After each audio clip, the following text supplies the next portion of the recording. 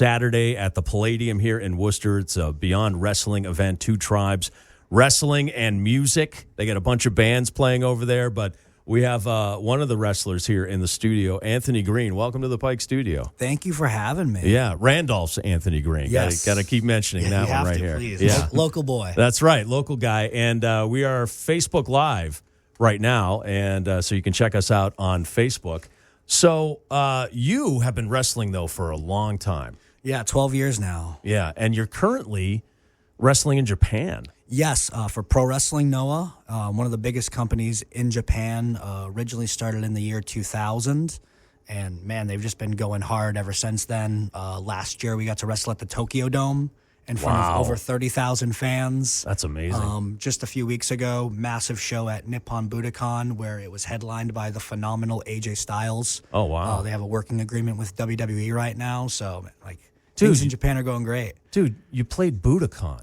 Yes, Budokan. That's huge I know. to me because I just know that from like Cheap Trick and Bob Dylan and every rock band that goes over there to play Budokan. That's awesome. So it was actually a fan. I went to Disney in Japan, and the fan, his name is Kosen. He told me, you've performed at the 4 biggest arenas in all of Tokyo. I was able to do Tokyo Dome, Nippon Budokan, Ryogoku, Gokukakan, which is where they do the sumo wrestling. Oh, okay. And Korakuen Hall, which is like the historic wrestling venue, the Madison Square Garden of pro wrestling in Japan. Wow. I would imagine, and I'm only judging this from watching Japanese baseball.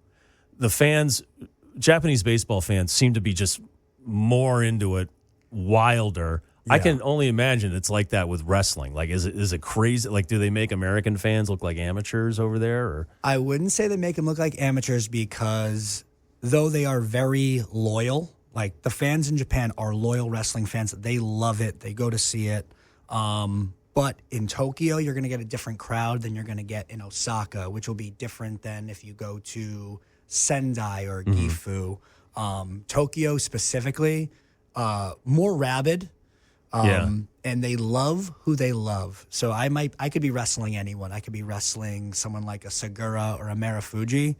If they love them more than me, even though I'm the champion, they're going to only be chanting Marufuji's name. Oh, so they're not yelling like, you suck and I'm going to kill you. They're not heckling you at all. No, you're not going to hear you suck. You're not going to hear this is awesome chants.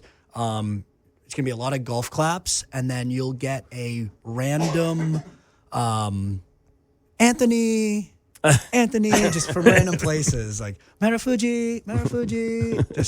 And then I always like to go out of my way to point at that person. If I hear an Anthony, where was that? Yeah. You? Acknowledge This that. is for you. That's awesome. This next one's for you. So whenever I meet a professional wrestler, you hear kind of like a goaltender in hockey. You hear these guys have a little something off, a little something crazy about a guy who gets into professional wrestling. Yeah. But then I meet you, and they seem so nice and so sweet. And Cody Rhodes has been in this studio, and so I'm not going to go through the whole list of guys who have been in this studio. And who's the girl from Spencer, Mass?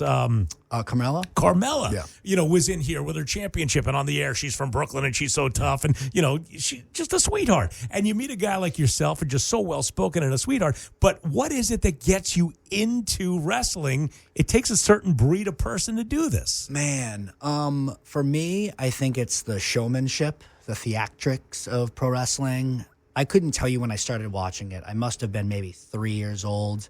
I think the big thing for me was Christmas, where I got the WCW San Francisco Toy Company action figures, the Hulk Hogan, Jimmy Hart, Vader, Ric Flair, Big Bubba Rogers. The legends. And I remember I got all those figures, and a guitar for Christmas.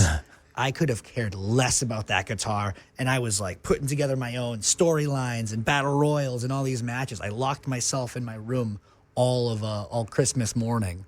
And from then on, just loved it. The creativity of it, the costumes, Macho Man Randy Savage, like just everything about it is so extravagant, and I think that's what really pulled me in as a fan. But the toll on your body, I mean, I know there's technique and stuff like that, but the toll on your body, when was the last time you were pain-free? Let me ask you that. When was the last time you walked down the street and said, wow, nothing hurts right now? Oh. When you were 3? I can't even remember. Well, that's a good point. Yeah, but you but know I'm what I way mean. older than you, So, so yeah, that's just age and poor diet. Although I'm still young in age, I'm only 30 years old. Yeah. I'm 12 years into wrestling, and that's 12 years of falling on my back, getting dropped on my neck. When I was younger, when I was 20, 21, I thought I was invincible. Of course. We all did. I'll jump to the outside. I'll do a backflip to the floor. Like, oh, you don't catch me, no problem.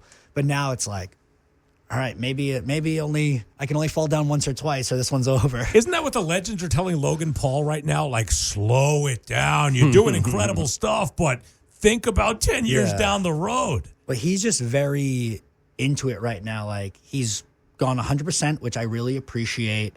But yeah, like at some point, it is gonna take a toll on you, and it's gonna catch up to you. I'm noticing that now, especially the style that I wrestle. Very hard hitting, very intense. But yeah. So you spent some time in the WWE. Yeah, about a year. Yeah, and what level was that? NXT. Okay. I was part of NXT, yeah. And when you got there, did you go through their training school and stuff like that? So when you get hired by WWE and you go to NXT, you automatically kind of get put into their developmental system. Right, You right. train at their performance center, the Harvard of professional Right, wrestling. yeah. I mean, the head coaches are Shawn Michaels, Matt Bloom, Boston's own A-Train. Yeah. Scotty 2 Hotty was a coach at the time. Some of the best technical wrestlers, Sanjay Dutt, Brian Kendrick, Ace Steel, Steve Corino, Norman Smiley, the Big Wiggle, member from WCW back in the day. Yeah, so I got to train. My first coach was actually Scotty 2 Hotty. Okay. Believe it or not, he did not teach me how to do the worm. But yeah, that's where it all started for me. And I was kind of thrown right into the fire. And I think within 2 weeks of signing not signing my contract, but I guess going to the Performance Center, I already debuted on 205 Live, which was their cruiserweight show, Friday nights after SmackDown. Who was the guy or the woman who kind of took you under their wing? Ooh. And there's always that one person that, once you get through the wonder of it all. Like at WWE specifically, I'd probably say it was Steve Corino. Okay. Most known for wrestling in ECW. Uh-huh. He was a former ECW world champion, and I actually bill myself at 202 pounds because that was the weight Steve Corino was when he won the ECW world heavyweight title. That's awesome. Yeah. That is great. Fun fact. That's awesome. Now, I got a question because you were actually a referee, right? Yes. For a little while? Yeah. I always say the easiest job you could have is a referee in pro wrestling. Really? I'm going to have to 100% disagree with you. Really? There's so much that goes into it. Well, see, you gotta enlighten me here. You gotta school me. If you look at some of the greatest wrestling matches of all time, whether you look at Hulk Hogan and Andre the Giant or Hulk Hogan and The Rock, Undertaker versus Shawn Michaels or whatever the match may be, the match cannot be done with two people. There's a third person in that ring, and if he's out of place for anything, if he misses a step, the match is screwed, and that third person's the referee. So without the referee, the show does not go on. Because I was like, what is he calling? What is he doing? But now it makes sense to me. Yeah. As a fan, the referee says, come on, he's blind, he's ridiculous, he's not paying attention. But what behind the scenes they're doing is they're communicating with the wrestlers, letting them know the amount of time, almost like a choreographer, right? And here's the thing. Not to go too much behind the curtain. When I wrestle in Japan, the referees are 100%, in wrestling we use the word shoot, but it's 100% real. If my hand is on the rope and my wrist doesn't break the rope's barrier, it's not a rope break. They're going to kick the rope. They're going to tell me, no, you can't do that. Wow. Yeah. Wow. The 5 count is very important in the corner. In Japan, they use a 20 count. In America, they do a 10 count on the floor. Or if it's a 3 count for a pinfall and you don't kick out, the match is over. Yeah. But that's 100% real. Wow. All right. Well, you got a big show coming up. Yes. Palladium here. It moved from off the rails to the Palladium, right just a block up. Yeah. Here in Worcester, and it's the Two Tribes event. And who are you taking on at this event? I am wrestling Aaron Rourke. This is not our first time wrestling each other. Actually, Okay. the last time we wrestled was in Worcester. for Wrestling Open on a Thursday night. This was you were involved in Beyond Wrestling for a while. Beyond Wrestling, Wrestling Open. I was actually on Beyond's first ever event in Worcester in November 2016, so 8 years ago. And I remember Drew Cordero, the man behind the scenes at Beyond Wrestling. Yep. His goal since day one in Worcester was to get into the Palladium. And I mean, one door closes and the biggest door possible opens on Saturday. That's awesome. So get out there on Saturday night, and then they got bands. Yeah, music.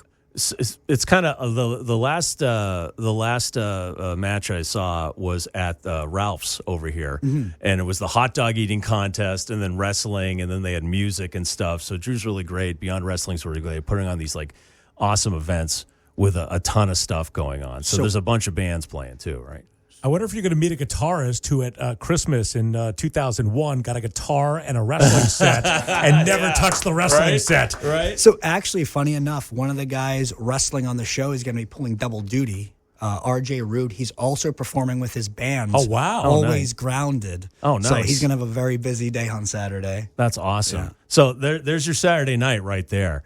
Get down to the Palladium. What time does that start? So doors open at 1. The event starts at 2. Okay. That's when the music starts. That's when the wrestling begins, and it's going to be an all-day festival. Right. So very excited for it. There's your Saturday right there, and we'll post all that information on our X/Twitter feed at 100FM The Pike, and we'll put it up on Instagram too, and we'll spread it around, and we'll get people out there to fill up Beyond's first time in the Palladium, which is pretty awesome. Yes, it's huge. I mean, they have stars, former WWE wrestlers, Donovan Dijaks wrestling in the main event against Alec Price, another local guy from East Boston, Mass. Eddie Edwards and Brian Myers, formerly known as Kurt Hawkins in WWE. They are in a 6-man tag, teaming with Alicia Edwards. They are wrestling in TNA Wrestling right now. They're going up against Teddy Goods, Channing Thomas, and Little Mean Kathleen.